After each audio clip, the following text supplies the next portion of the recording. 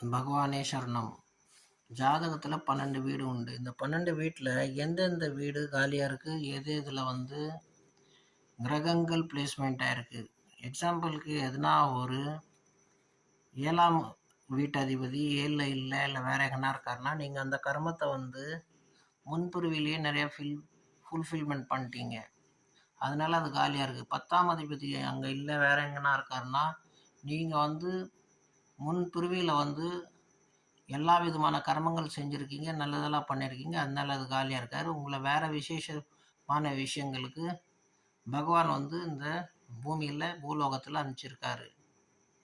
ஒரு சிலது நம்ம செய்கிற கர்மங்களுக்கு ஏற்ற மாதிரி கூட பிளேஸ்மெண்ட் மாறும். பட் அந்த வீடு காலியாக இருக்குன்னா அந்த கர்மத்தை ஃபுல்ஃபில் பண்ணியிருக்கான். அதனால் அந்த கர்மத்துக்கு தேவைப்படலை. வேறு எதனா விஷயத்துக்கு வந்திருக்கான். எந்த இடத்துல கிரகங்கள் உட்கார்ந்துருக்குதோ அந்த டியூட்டிஸ் தான் அவன் அதிகமாக பார்ப்பான். ஸோ அந்த விஷயம் சில கிரகங்களோட பார்வை இது எல்லாமே பார்க்கணும். பார்த்து மொத்தத்தில் ஒரு நல்ல முடிவுக்கு வரணும். எந்த வீட்டில் எந்த கிரகம் இல்லையோ அந்த கர்மத்தை முன்பிரிவிலே பண்ணியிருக்கான்னு அர்த்தம். நிறைய பண்ணியிருக்கான். இப்போ எங்கே பிளேஸ்மெண்ட் ஆகிருக்கோ அந்த கர்மத்தை அவன் செய்ய போகிறான்.